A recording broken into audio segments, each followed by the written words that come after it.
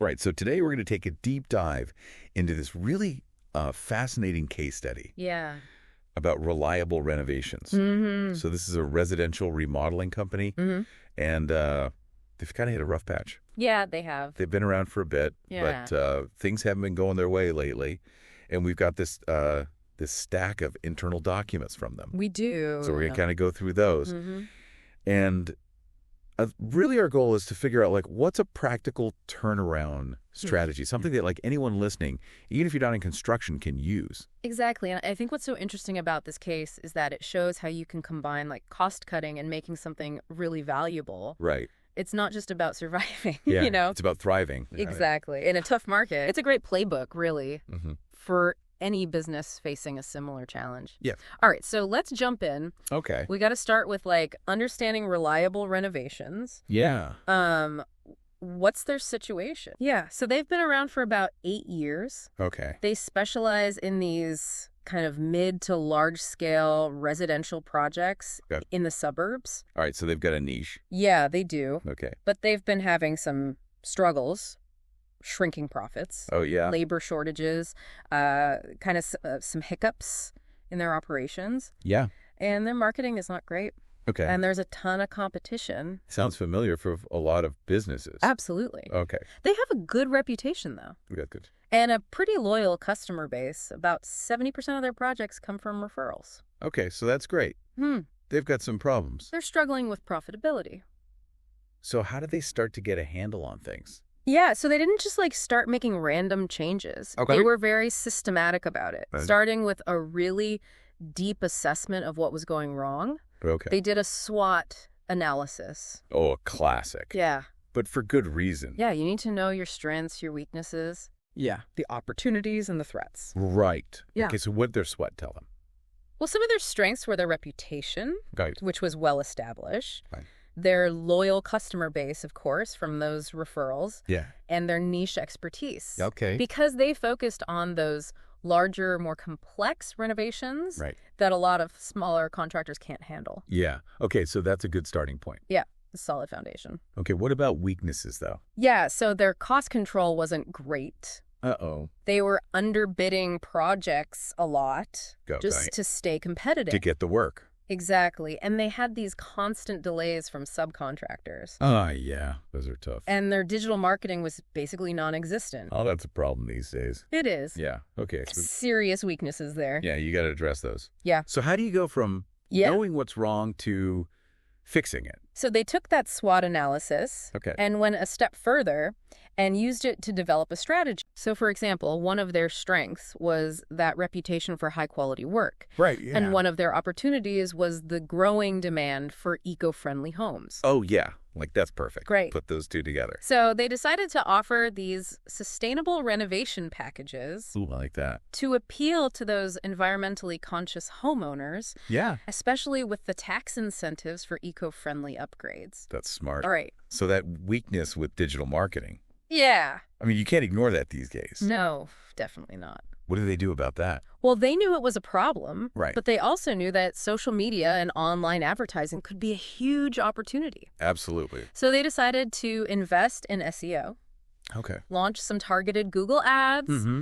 build a social media presence, Good. and actually hire a part-time digital marketing specialist. Okay, so they're taking it seriously. Yeah. So it seems like they were really looking at those weaknesses Yeah. and figuring out how to make them into strengths. So they also did a PESTLE analysis, right? They did. Which is looking at those external factors. right, the macro environmental stuff. Yeah, the things you can't control. Exactly, but you need to be aware of.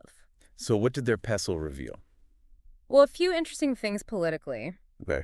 Stricter zoning laws were leading to permit delays. Uh-oh, that's not good. But there were also those tax breaks for energy-efficient homes, Oh, right. which aligned with their new sustainability focus. So yeah, challenges and opportunities. Exactly. What about the economic side? Well, material inflation was a big one, Yeah, I bet. and rising interest rates, Yeah. which could impact how much people want to renovate. For sure. Socially, they were noticing the trend of aging homeowners Right. who need those accessibility upgrades. Yeah. And then, of course, there were the millennials. Mm-hmm.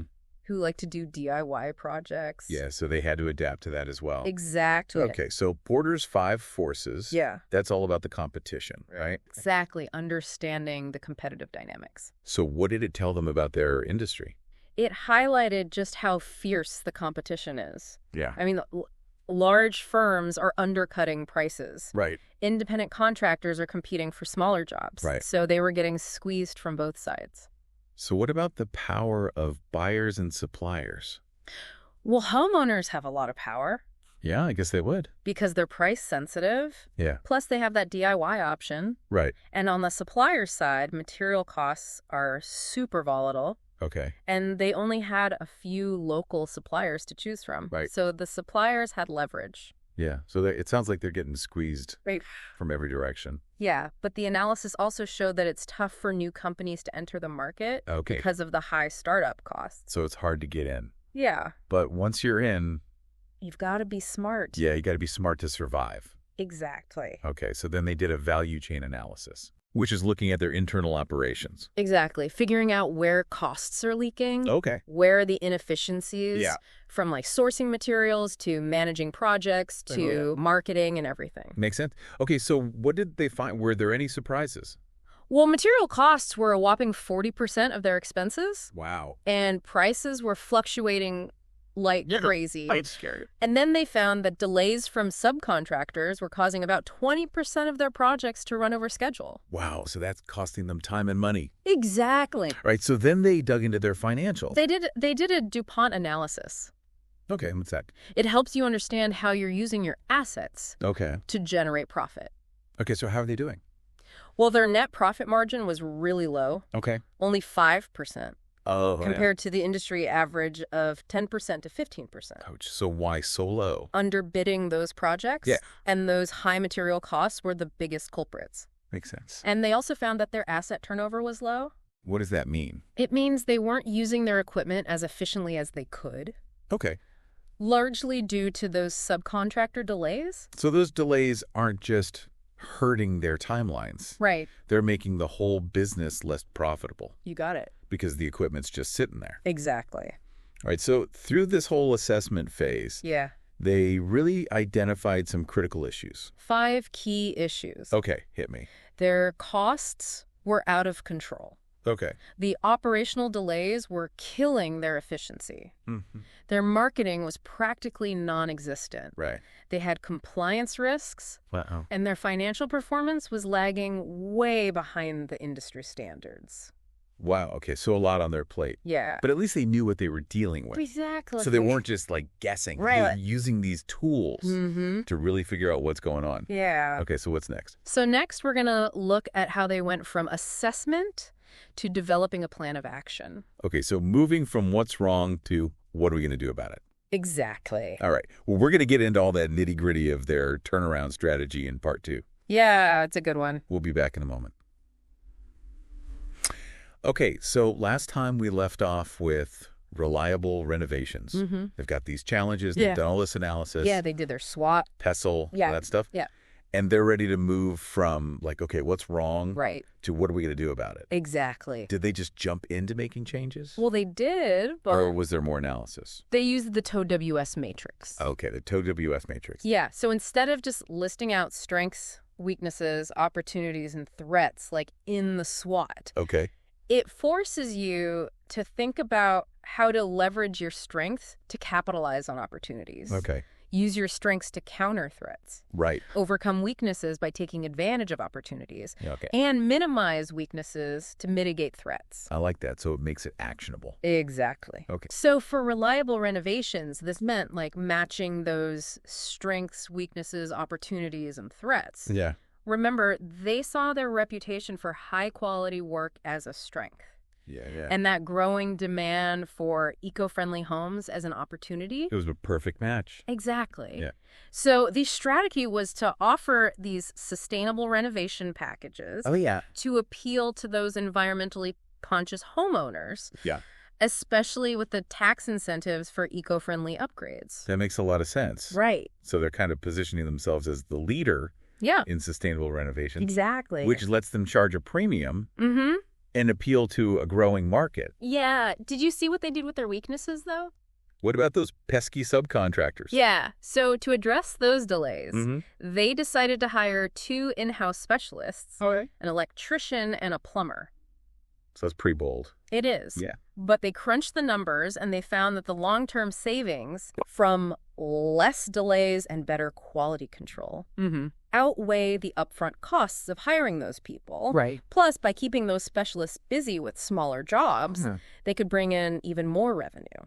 Yeah, it's interesting how a weakness can sometimes lead to a solution Yeah, that makes you stronger. exactly. So what about those material costs? Oh, yeah. Those were a big problem. They were. Yeah. So they negotiated bulk discounts Cool. with a couple of key suppliers to get more predictable pricing. Yeah. And they were aiming to cut their material expenses by about 15%.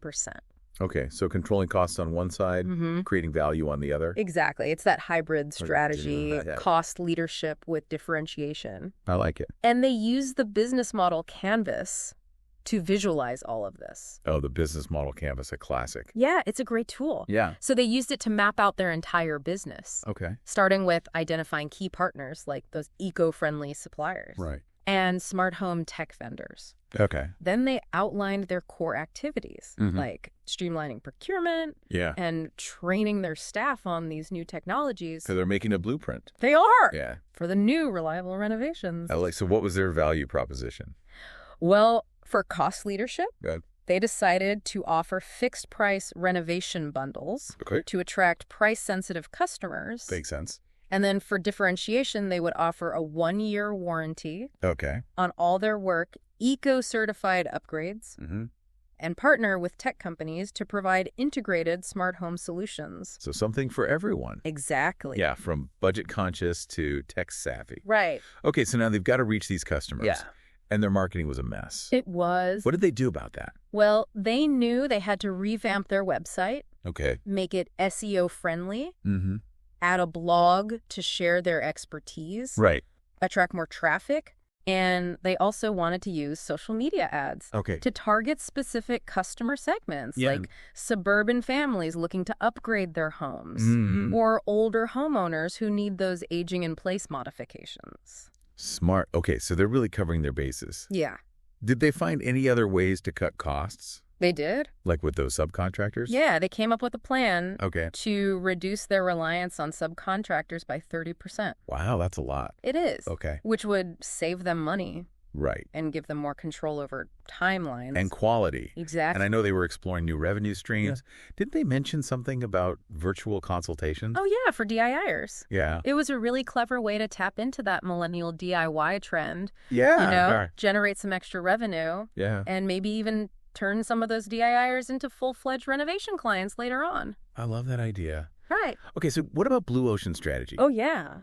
Did they use that at all? They did. Hmm. They were looking for ways to create that uncontested market space, Right. offering something truly unique. Yeah, so how do they do that? Well, we already talked about eliminating those subcontractor delays. Right, by hiring in-house. Exactly. Okay. They also wanted to reduce material waste Okay. by using a lean inventory tracking system Okay. called a Kanban system Okay. to order materials just in time. Smart. So less waste, more efficiency, Yeah. and to really step up their customer service. Okay. They decided to offer that 1-year warranty on all labor and materials. Oh, that's a big deal. It is. Yeah, most companies don't do that. No, they don't. Yeah. Okay, so what else? Well, their biggest innovation Okay. was creating this new Smart Home Ready certification. Oh, that's cool. Yeah, they would partner with smart home tech firms Right. to offer integrated solutions. Yeah. So imagine all your lighting appliances, even your security system, Yep. seamlessly connected and controlled from your phone. That's the future. Hmm. Okay, so they use the Ansoff matrix too, right? He did. To figure out their growth strategy. Yeah, so they had 4 main strategies. Okay, let's hear them. Market penetration, meaning getting more business from their existing customers. Right, like loyalty discounts. Exactly, referral bonuses, things like that. It makes sense to keep your current customers happy. It does. Okay, what else? Market development, Okay. targeting new customer segments, Right. like those aging-in-place homeowners. Right. Then there was product development, Mm-hmm. offering those new services like the virtual consultation. And finally, diversification. Okay. They even thought about launching a whole new service called Reliable Eco Certification. Oh, cool. Yeah, where they would audit and certify homes as environmentally friendly. So tapping into that sustainability trend. Exactly. Okay, so it sounds like by the end of stage 2, Reliable Renovations had a really solid strategy They did. that tackled costs, Yep. inefficiencies, their marketing gap, Yeah. and growth potential. They really covered it all. Yeah, but I imagine going from plan to action. Yeah, That's the hardest part. it is. So how did they make sure this wasn't just a plan on paper? That's what we're going to dive into in part 3. Okay, so stay tuned. We'll be right back with part 3 of Reliable Renovations' remarkable turnaround story. Welcome back to our deep dive into Reliable Renovations. So they've assessed their challenges, right? Mm-hmm. They've crafted this hybrid strategy. I have.